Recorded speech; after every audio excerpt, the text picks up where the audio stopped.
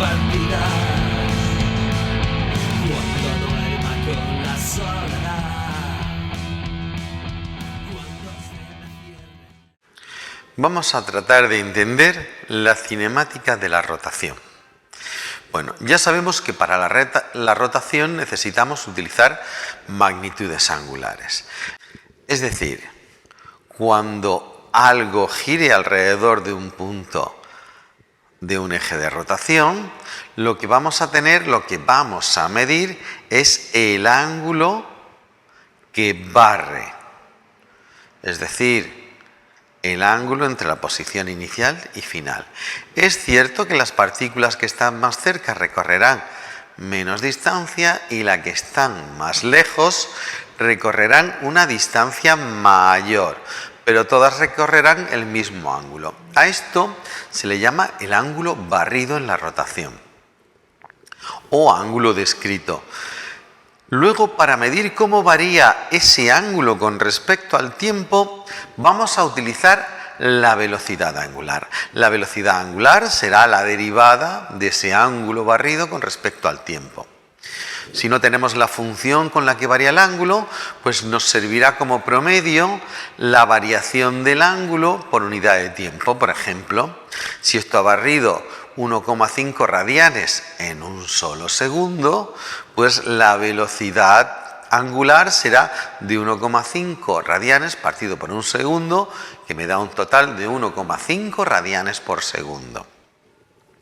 Es una velocidad media que no tiene en cuenta aceleraciones ni nada, pero bueno, es una medida media si no tenemos la función del ángulo con respecto al tiempo. Bien, luego puede ser que un objeto que está en reposo se acelere para acabar girando. Entonces tendremos una aceleración angular porque la velocidad pasará, en este caso, de 0 a una cantidad determinada. La aceleración angular será la derivada de la velocidad angular con respecto al tiempo. De nuevo, si no tenemos una función que nos mida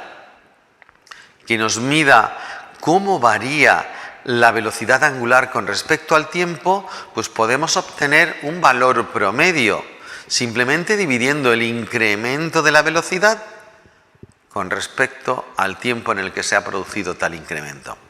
Así, por ejemplo, si hemos acelerado un objeto que ya estaba girando a unos 10 radianes por segundo y lo queremos poner a 50 radianes por segundo, en un total de, de 20 segundos, pues hemos pasado de 10 a 50, luego se ha producido un incremento de 40 radianes por segundo en 20 segundos. Luego la aceleración es 40 partido por 20, que me da un total de 2 radianes por segundo al cuadrado, que será la aceleración angular. Bueno, ya hemos visto las tres magnitudes: el ángulo que describe, la velocidad con la que describe tal ángulo y la aceleración con la que describe con la que cambia esa velocidad angular. Hemos de decir que si la velocidad angular pasa de ser rápida a ser pequeña, por ejemplo, pasamos de 50 radianes por segundo a 10 radianes por segundo, lo estamos frenando la rotación y entonces lo que tendremos será una aceleración negativa.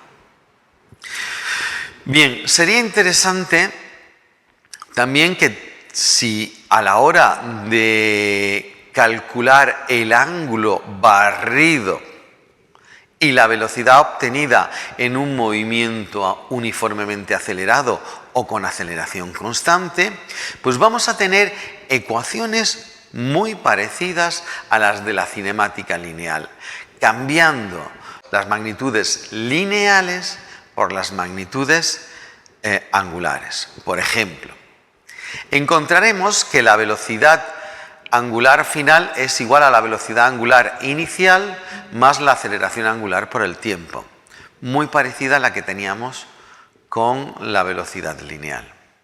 Y en cuanto al ángulo barrido, pues es similar a la posición. El ángulo final barrido será igual al ángulo inicial o posición inicial angular, más la velocidad angular inicial por el tiempo, más 1/2 de la aceleración angular por el tiempo al cuadrado. Bueno, así podremos calcular el ángulo descrito, por ejemplo, en una frenada. Por ejemplo, imaginemos que tenemos un objeto rotando a una velocidad de 10 radianes por segundo. Y resulta que frena en un total de 10 segundos. Bueno, pues para calcular, por ejemplo, el ángulo descrito hasta la frenada completa, pues tendremos que el ángulo final es igual, empezaremos desde un ángulo inicial 0, lo llamaremos 0, más la velocidad angular inicial, que son 10 radianes por segundo, por el tiempo, que son otros 10, más 1/2 de la aceleración por el tiempo, que es 10 al cuadrado. Nos faltaría la aceleración. ¿Cómo calculo la aceleración? Pues con la fórmula de la velocidad. La velocidad final es 0, la inicial es 10, así que despejamos la aceleración angular y nos quedaría velocidad final menos velocidad inicial partido por intervalo de tiempo. Eso nos daría 0 menos 10 partido por 10, es decir, de menos 1 radián por segundo al cuadrado. Efectivamente, la aceleración es negativa porque se va frenando la rotación. ¿De acuerdo? Entonces, pues sustituimos ese menos 1 en el menos 1/2 de aceleración por el tiempo, que es 10 al cuadrado, y me quedaría, pues al final, que el ángulo recorrido sería 10 por 10, que serían 100, menos 1/2 de 1 por 10 al cuadrado. Total, que el ángulo barrido sería de 50 radianes. Si lo que queremos calcular es el número de vueltas, bueno, pues tan solo tenemos que dividir por la cantidad de radianes que tiene una vuelta completa, que es 2pi. Así que dividiríamos el ángulo final menos el inicial dividido por 2pi. Y eso nos daría el número de revoluciones. Bueno, vemos que la cinemática de rotación es muy parecida o casi idéntica a la cinemática lineal, pero cambiando magnitudes lineales por magnitudes angulares. Otra cuestión es cuál es la dirección y el sentido de la velocidad angular y de la aceleración angular. Imaginemos que tendremos una partícula como esta que está girando en un plano horizontal. Aquí la tenemos, girando en un plano horizontal. Bueno, pues si la tenemos girando esta partícula en un plano horizontal, bueno, la velocidad va en aquella dirección, hacia vuestra derecha, si está girando de esta manera, y entonces fijaros que la velocidad angular va a ir hacia arriba. Va a ir hacia arriba porque este sentido para mí es desenroscar y va a subir hacia arriba. Luego la velocidad angular es hacia arriba. Si esta partícula girase en sentido contrario, la velocidad irá hacia allá, la velocidad lineal, y el sentido de giro sería enroscar. La velocidad angular iría hacia abajo. Os lo dejo aquí en un esquema al lado.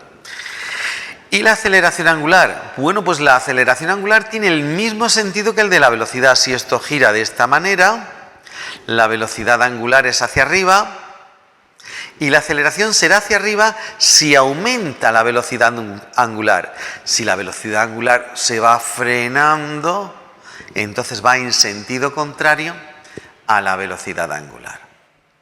Lo mismo, si esto se mueve en este sentido, la velocidad lineal para allá, cuando llega aquí para allá, cuando está girando en este sentido, pues entonces la velocidad angular va hacia abajo y la aceleración angular también va hacia abajo, siempre y cuando esté acelerando la velocidad. Pero si la está frenando, va hacia arriba. Con esto tenemos los sentidos y direcciones de velocidad angular y aceleración angular. Pensemos que como norma general, la dirección de velocidad angular y de aceleración angular es perpendicular al plano del movimiento.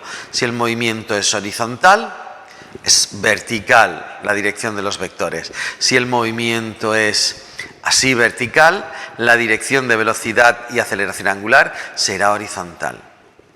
El sentido, pues el del propio giro.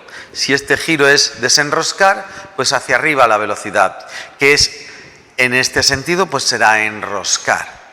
Y la aceleración, pues la aceleración tendrá el mismo sentido de la velocidad si la acelera, si la aumenta, o tendrá sentido contrario a esta velocidad si lo que hace es frenarla.